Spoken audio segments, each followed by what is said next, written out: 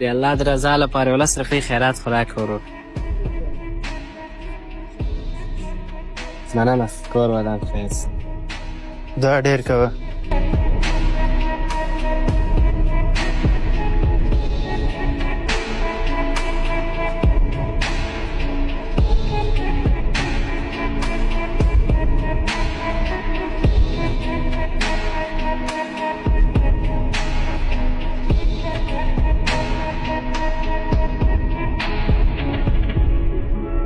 هی وروره د الله د رضا لپاره یو 10 روپۍ خیرات خو راته راکړه.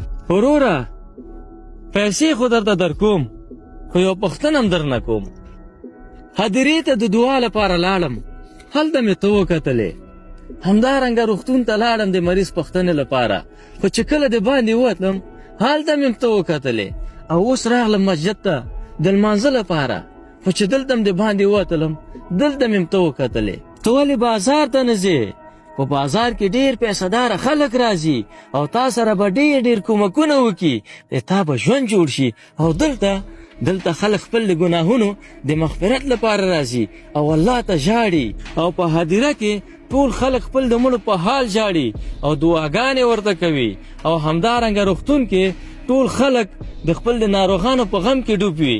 دوی به تا ته څه درکړي؟ ای وروره تا زه څنګه پوه کوم کومې پیسې او صدقه چې په دې 3 ځایونو کې دي په هیڅ ځای کې هم نشته. هغه نو څنګه؟ هغه ځکه چې اکثره خلکو ته په دې 3 ځایونو کې خدای په یاد وي.